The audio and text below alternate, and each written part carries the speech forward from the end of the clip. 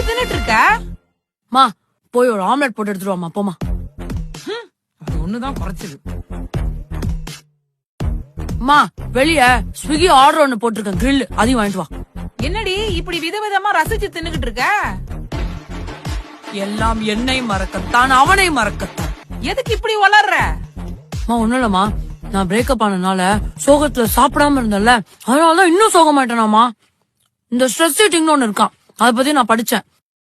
சில பேரு சாப்பிடாம சோகமாவே இருப்பாங்களாம். ஆனா என் டைப்பு நல்லா வயிறு முட்டை சாப்பிட்டு சோகமா இருக்கிறதாமா. அதான் நான் நல்லா சாப்பிட்டா அவன் நினைப்ப போயிரும்ல. அவன் நினப்பு போகுதோ இல்லையோ, எங்க சொத்தெல்லாம் கரைஞ்சி போக போகுதுடி. மா என்னம்மா அப்படி பேசுற?